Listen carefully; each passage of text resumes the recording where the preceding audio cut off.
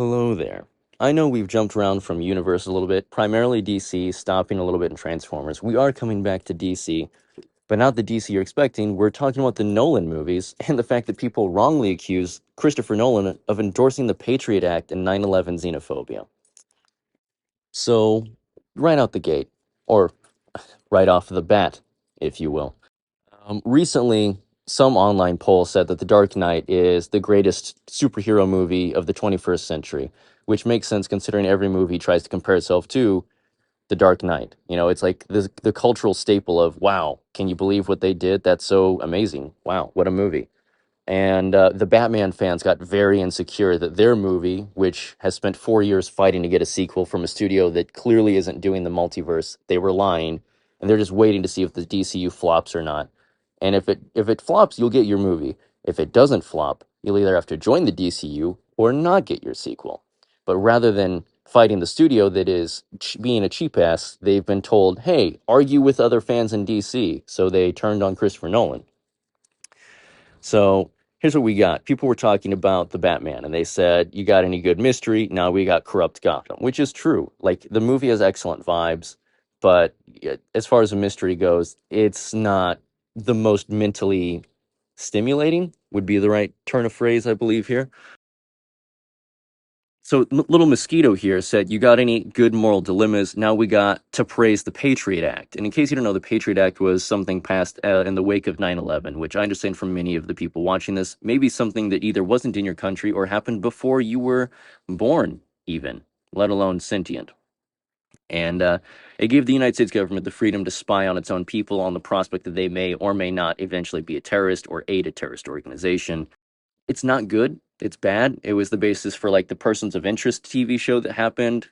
Um, all kinds of crazy shit. And it was founded all on post 9/11 xenophobia and Islamophobia, which is something that Batman v Superman is directly in contradiction of, which is one of the reasons I like it. It's a superhero movie that, while addressing comic booky things, also addresses real world things and tries to give you a real world moral compass, which I think a lot of people online need to have.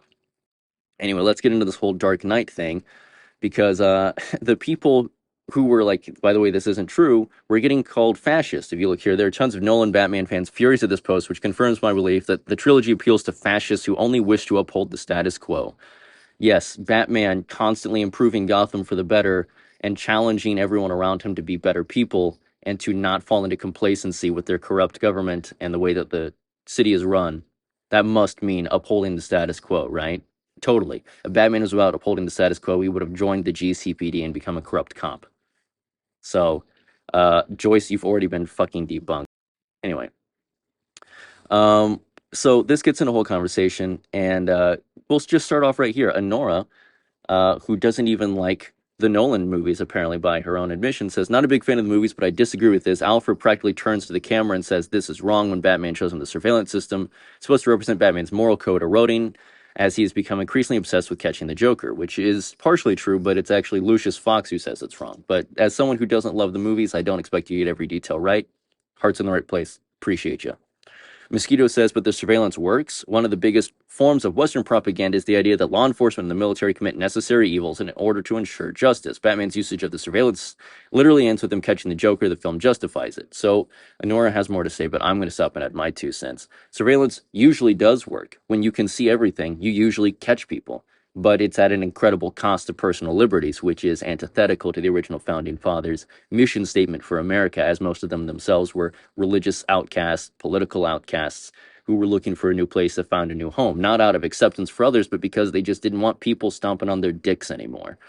The fact that they've now become the very thing they fled, ironic, but in a depressing way, not in a funny way.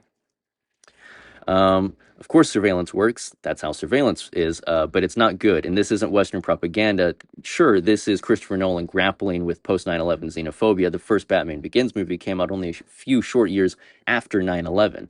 And by grounding in the real world, how does Batman do all of this? He has surveillance systems in the ears. Everything has a technological basis in reality. They went to DARPA for things like the cape that can glide and be electrostimulated.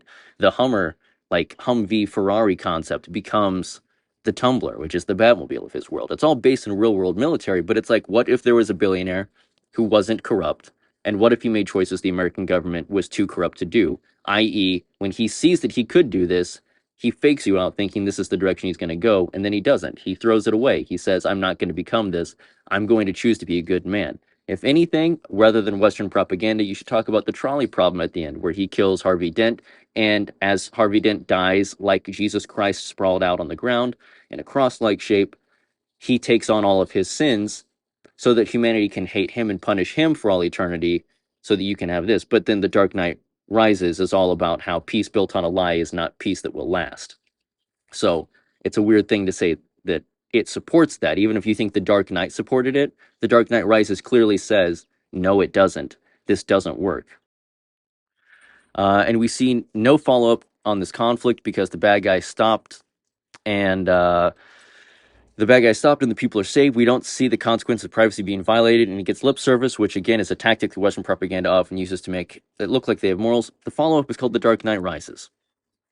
There is no follow-up because the system self-destructs after it locates the Joker. Alfred states that he would not work for Batman anymore. Again, Lucius, but I appreciate the sentiment. If he continues to use it, the system is a symbol for Batman's moral decline. At no point is the system portrayed as positive in the film. This is true. Sometimes our heroes make choices that are bad, and then they have to reckon with that. That's a pretty common writing trope. It's an element of adding drama and character depth rather than being a one-dimensional Mary Sue or Mary Stu who's just always right and never fails, which Batman is unfortunately written as quite a lot in fiction. And some people have a hard time accepting that their imaginary dad isn't this flawless thing that could beat up your imaginary dad. Or in the case of Mosquito here, has to represent either the perfect dad or Western propaganda because they clearly have a chip on their shoulder. You're proving my point even harder. The film has the surveillance tech self-destruct because clearly Western governments would never surveil their people after catching the bad guys. Totally not. Actually, no. Batman doesn't represent the government. He's actively in opposition of the government from Batman Begins until the end of his story. The closest you could say is that after all the cops cease to be cops because their world has fallen into anarchy and they just kind of become regular citizens again because they were trapped by Bane deep underground. You could argue that at that point they're aligned with Batman, but then at that point still they're all being cut off from the outside world by the National Guard and the government. So still the larger government is their enemy. And once again, the idea of this no man's land Gotham is taken straight from The Dark Knight Returns, which influenced a lot of The Dark Knight Rises, although swapping Batman for Bane and Superman in those narrative purposes. And obviously the mutant gang not present. Just because Batman compromises morals doesn't mean he's still not a hero. Yeah, that's kind of the point. You're kind of contradicting yourself right there. But Christopher Nolan's movies, while addressing post 9/11 xenophobia and the Patriot Act and the way Americans grapple with that, as an Englishman, by the way, not an American, that's why he has the accent and his brother doesn't. And his third brother's a hitman, and we don't talk about him because we're scared of him. But he's looking at it from a lens of how do you justify it? What do you do? And he asks you to draw your own conclusions before in the third film handedly telling you were wrong. In fact, throughout the whole trilogy, you're expecting, oh, the League of Shadows, League of Assassins, they're going to show up. They must be led by Ra's al Ghul, some East Asian man. And it's a white dude who's the terrorist. And he's connected to bougie crime. He's connected to a psychiatrist who's as white as they come, Cillian Murphy. Then in The Dark Knight, their Joker's portrayed as a wounded veteran whose government failed him, painting the government in a negative light yet again, showing government inefficiency, wanting to cover up what the Joker's doing, showing that at the end of the day, the criminals are more moral than the cops that run the city because they're willing to throw away that bomb so that they don't start a war, because they won't kill innocents, proving that people in power aren't necessarily good. And The Dark Knight is big about how the world looks cleaner, but crime is simply elevated to high-class crime, high finance crime. It's why you have international crime. They go to China, they catch an embezzler that the Americans are using. He's a tool of the corruption within America. He isn't the one committing the original crimes. And then, of course, in The Dark Knight Rises, your Talia al Ghul is this beautiful French woman. Your Bane is a white Brit. The criminals are white, subverting your expectations of foreign nationals or people who don't look as white as, well, Donald Trump is orange, as white as George Bush showing up.